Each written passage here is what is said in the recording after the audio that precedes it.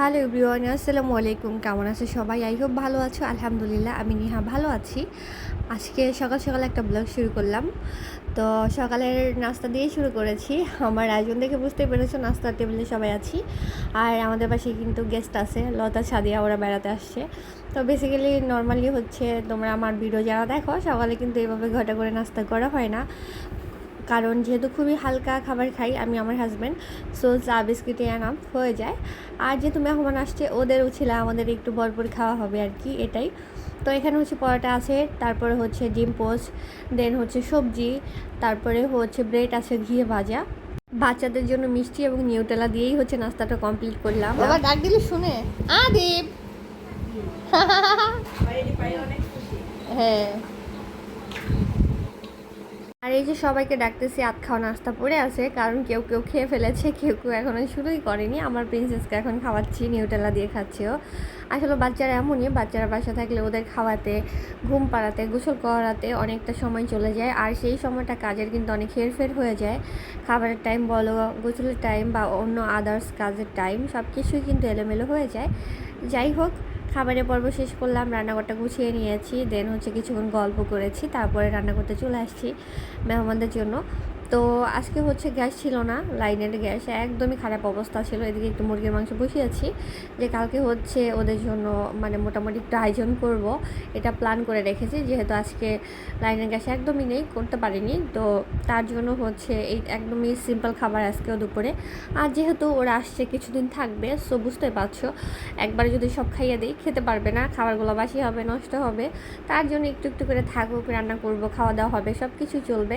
তো এদিকে হচ্ছে ডাল রান্না করেছি, আর এটা হচ্ছে মাসকালাইয়ের ডাল। এদিকে হচ্ছে মাছ আছে, মাছ ভুনা করব, আর হচ্ছে সবজি বানিয়েছিলাম। অ্যাকচুয়ালি সব কিছু আমি অফ ক্যামেরায় করে নিয়েছি, যেহেতু লাইনের গ্যাস ছিল না, কারেন্টের চুলাতে আমার একটু বেশি সময় লাগছিল। তারপরে হচ্ছে কারেন্টের ভোল্টেজ কম ছিল। নর্মালি হচ্ছে যে খাবারটা রান্না করতে কারেন্টের চুলা আমার 30 থেকে 40 মিনিট লাগে, সেটা 1 ঘন্টা কাভার করেছি। আর এদিকে আমার ছোট প্রিন্সেস দেখো রেগে মেগে বসে আছে, কারণ ওর সাথে মনে হয় মুস্কানের সাথে ঝগড়া হয়েছে, তার জন্য এই অবস্থা। দুইজনে কিন্তু মিলতে সময় লাগে না, ঝগড়া করতেও সময় লাগে না। তো মোটামুটি ঘর দর হচ্ছে গুছিয়ে নেওয়া হয়েছে, এখন হচ্ছে বাচ্চারা খাচ্ছে, দেন হচ্ছে আমরা বড়রা বসে পড়েছি খেতে।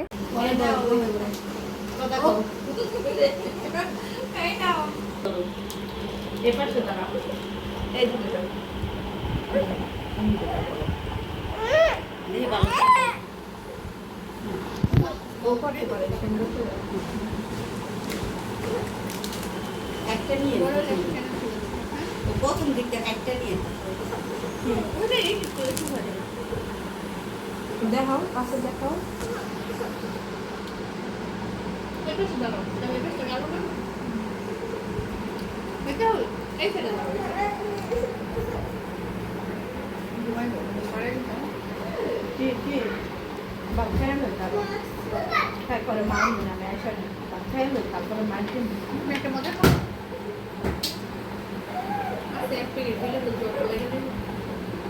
তো ফ্যান ছাড়া রয়েছে, আর ফ্যানের শব্দটা কিন্তু তোমরা আমাদের কথাই শুনতে পাচ্ছ না, তাই ভয়েসটা স্কিপ করে হচ্ছে আমি ভয়েস ওভার করে দিলাম।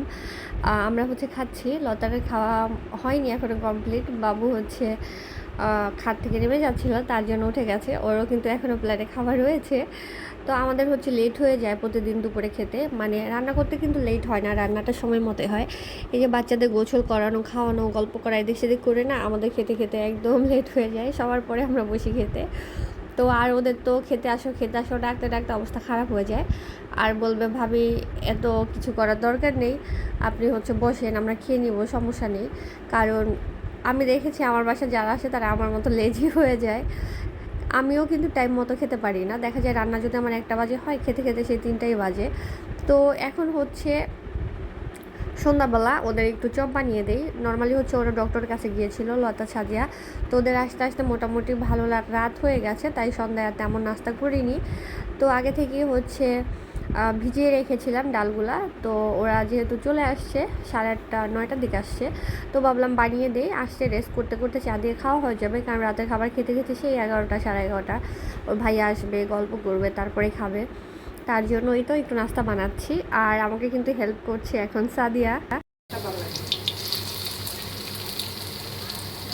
শুধু তোমার আদা রসুন মানে যেগুলো একদম প্রয়োজনীয় ওইগুলোই করি।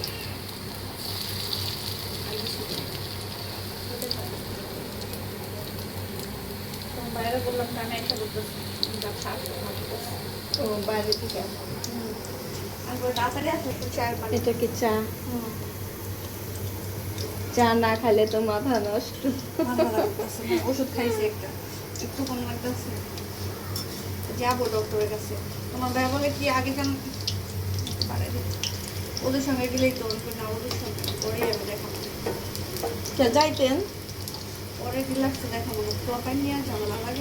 অনেক এখন তো আগুন আছে না? হ্যাঁ কি এখন সুন্দর আগুন এখন থাকে না, শুধু সকাল থেকে 3টা পর্যন্ত কম থাকে আর কি।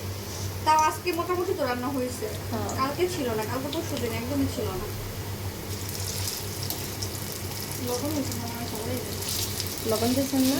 দিচ্ছি তো, চেক করার অভ্যাস নেই। এই রান্না বান্না করে লবণ হয় না ঠিক আছে, আমি বুঝি আইডিয়া করে দেন। আমি সবসময় লবণ থাকে তোমার বাইরে দিই বাসা থাকলে, আর দেখলেও না বুঝি না, মাঝে মাঝে মনে হয় যে হয় নাই, দিতে দিতে তারপরে কাটা হয়ে যায়। আবার মাঝে মাঝে না পারফেক্ট হয়। ওপরে আইডিয়া করে ভালোই রান্না লাগে, বেশি মানুষের রান্না রান্না বসাকে লাগে। নিজের বাবা হচ্ছে চলে আসছে, আর আমি হচ্ছে রুমে এসে বসে আমার মাথা ব্যথা, এটার জন্য সাদিয়া বলতেছে ভাবি আপনি বসেন একটু রেস্ট নেন বাতাসে, আমি ভেজে দিচ্ছি। তো আমি কিন্তু ওই যে প্রথমবার দিয়েই চলে আসছি, এখন কিন্তু এই কাজগুলো সাদিয়া করতেছে। রিয়েল বয়সটা হচ্ছে স্কিপ করে দিলাম, কারণ বাচ্চারা দুষ্টুমি করতেছিল, ফ্যানের শব্দ, রান্নাঘরের শব্দ সব কিছু মিলিয়ে না হজবর একটা অবস্থা লাগছিল, তার জন্য হচ্ছে মিউট করে ভয়েস ওভার করে দিলাম। তো মোটামুটি তো সবগুলো ভাজা হচ্ছে, আর আমরা হচ্ছে গল্প করতেছিলাম লতার ছোটোবেলার ছবি দেখে। ওর ভাইয়ার মোবাইলে, মানে আমার হাজব্যান্ডের মোবাইলে কিছু ছোটোবেলার ছবি আছে ওদের অনেক বছর আগের। তো আসলে মানে এই দুলভ্য ছবিগুলো দেখলে কিন্তু খুব হাসি লাগে, সেই আগের স্মৃতি মনে পড়ে যায়। তো ওটা নিয়ে হাসাহাসি করছিলাম যে কাউকে তো চেনাই যাচ্ছে না, মানে আমি যেমনটা ছিলাম আমিও কিন্তু একটা সময় অনেক শুকনা ছিলাম, আমার আগের ছবি আর এখনের ছবি মিলালে কেউ আমাকে চিনতে পারবে না। তো বিষয়টা হচ্ছে ওটাই। তো অনেকদিন পরে বাসায় গেস্ট আসলে না ভালো লাগে। আমার বান্ধবীর এসে তো একদমই সময় দেয়নি, মাত্র একটা দিন ছিল, তাও শপিংয়ের উপরে। একদিন আসছে, ডক্টরের কাছে গিয়ে শপিংয়ে রাত ছিল, পরের দিন শপিং করে তারপরের দিন সকালে তো চলেই গেছে সেই মার্কেট থেকেই। তো ও আসলে ওইভাবে সময় দেওয়া হয় না, ও যেহেতু থাকতে পারে না, বাচ্চাদের স্কুল আছে। একদিন থাকলে সে তারার মধ্যে, তাও অনেক অনেক মাস পরে আসছে। তো ওরা আসছে, তো ওদের বললাম যে তোমরা ডক্টর দেখাবা, তারপর রিল্যাক্সে কয়েকদিন বেড়াইয়া তারপরে যাবা। তো হাসতেছিল আমার কথা শুনে যে ভাবি কি বলেন, বাচ্চাদের পড়াশোনা আছে না, বাড়িতে যেতে হবে না। আর ওর বাচ্চারা তো আসার পরে হিসাব করা শুরু করে দিচ্ছে, কয়দিন ধরে আসছে, চলে যাবে গ্রামে। অ্যাকচুয়ালি গ্রামের বাচ্চারা না শহরে আটকা জায়গায় থাকতে একটু অসুবিধাই হয়, এটা আমি বুঝতে পারি আমাদের মানে রিলেটিভসদের দিয়েই, কারণ ওরা যখন আসে যাওয়ার জন্য এত বেশি অস্থির হয়ে যায়। তো আসলে বাসাটা না ভরা ভরা লাগতেছে, সবাই আছে, আমার নিজেরও ভালো লাগতেছে, একা একা থাকি তো বোর লাগে মাঝে মাঝে, খুবই মন খারাপ লাগে। তোমরা আমার ভিডিও যারা দেখো, ভিডিও দেখলে কিন্তু বুঝতে পারো। দেখবো অল্প বৃষ্টিতে না ওয়ালের গরমগুলা ঘরের মধ্যে ঢুকে, তো ঝুম বৃষ্টি হইলে না অত খারাপ লাগে না, মানে ভালো লাগে, একটু স্বস্তি লাগে। হ্যাঁ সারাদিন রান্না বান্না করছি আর এখন মনে করছে ভিডিও করার কথা। এই যে এটা না, হ্যাঁ এটা যখন আবার পরিষ্কার করে ফেলি না সাদা হয়, তখন না তো মজা লাগে না, কিন্তু এই যে কালো অবস্থায় যে মজা লাগে কাজ করে। এটা রান্না করতে করতে মানে তেল উঠে গেছে, অনেক সুন্দর। হ্যাঁ হ্যাঁ আমার এই যে ফ্রাই প্যান, 3টা ফ্রাই প্যান, তারপর আমি মাছটা হ্যাঁ এটার মধ্যে ভাজি, দেখো না সব কাজ এটার মধ্যে করি। এটা ভালো লাগে, এটা করাই না, এটা তাওয়া বলে, তাওয়ার মতো। এটা কেল্লার মোড় যাবা একদিন, নিয়ে যাবো না, আগে ডাক্তার দেখানো সিরিয়াল শেষ করো, ডাক্তারের ঝামেলা শেষ। ও মা ওই যে চপ বানাইছে, ওই ডক্টরের ঝামেলা আগে শেষ করো, তারপরে একদিন যাবো না কেল্লার মোড়ে, একদিন মার্কেট যাবো না। তাই সেই বলছে বাবু একদিন মার্কেট যাবো, নিয়ে যাবেন। হ্যাঁ বান্দরবন বাইক নিয়ে, এটা আমি সাপোর্ট করলাম না। বান্দরবন রাস্তা অনেক, পাহাড়ি রাস্তা অনেক খারাপ না, পাহাড়ি রাস্তা বাইক উঠাইতে অনেক কষ্ট, সাজেক গেছি না, প্রচুর কষ্ট হয় বাইক চালাইতে ওইসব রাস্তায়।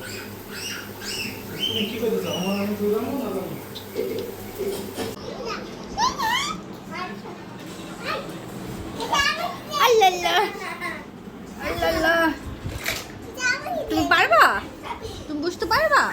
ওহো আদিব, এই আদিব দেখো না ওই পুতুলটাই নিছে। হ্যাঁ দাও দাও নিয়ে দাও, ওই ছোট না দাও মা। তো চপ টপ খেয়ে হচ্ছে রাতের জন্য চা বানিয়েছিলাম। অ্যাকচুয়ালি মোবাইলে ফ্ল্যাশ জ্বালানো দেখে চাটা ফ্যাকাশে লাগতেছে, কালার কিন্তু ঠিক আছে। তো যাই হোক একটু মাথা ব্যথা করছিল, চাটা খেলে না অনেকটা তৃপ্তি লাগে, ভালো লাগে। তো পরের দিনের ভিডিওটা কিছুটা অংশ তোমাদের সঙ্গে শেয়ার করছি। পরের দিনে নিধির বাবা মঙ্গলবার ছিল, বাজার করেছিল হালকা পাতলা, মানে মাছ, এখানে মুরগি আছে। তো ওদের জন্য আজকে ভাবলাম একটু রান্না করি। আবার আমার হাজব্যান্ডও বাসায় থাকবে, মঙ্গলবার যেহেতু ছুটির দিন, তার বোনেরা আছে, একসঙ্গে সবাই মিলে খাবে, মজা লাগবে। কিন্তু সেটা কিন্তু হয়নি। নিধির বাবা হচ্ছে বাজার করে দিয়েই চলে গেছে, সেই সন্ধ্যাবেলা আসছে বাইরে থেকে। তো মোটামুটি হচ্ছে আমরা বলতে হচ্ছে আমি রাতে প্ল্যান করে রেখেছিলাম যে আজকে একটু ওদের জন্য রান্না বান্না করব। তো তার জন্য গরুর মাংসটা রাতের বেলায় আমি হচ্ছে কষিয়ে রেখেছিলাম, যেহেতু লাইনে গ্যাসের সমস্যা হয়। এদিকে হচ্ছে দুধ পোলাও রান্না করছি। এটা কিন্তু পানি ইউজ করিনি, শুধু দুধ দিয়ে করছি, তাহলে পোলাওটা একদম হোয়াইট হয়। আর যেহেতু সঙ্গে একটু মটরশুঁটি দিয়েছি, মটরশুঁটি দিলে কিন্তু কালারটা একটু চেঞ্জ হয়ে যায়, একটু কালচে হয়ে যায়। তার জন্য দুধ দেওয়ার কারণে এটা কিন্তু একদম হোয়াইট কালার থাকবে। আর এদিকে হচ্ছে ডাল বসিয়েছি, আর এটা ছিল হচ্ছে মাসকালাইয়ের ডাল। আমার হাজব্যান্ড বলেছিল করতে, ইলিশ মাছ ভাজা, রোস্ট আছে, সঙ্গে হচ্ছে মিষ্টি কুমড়া ভাজি আছে।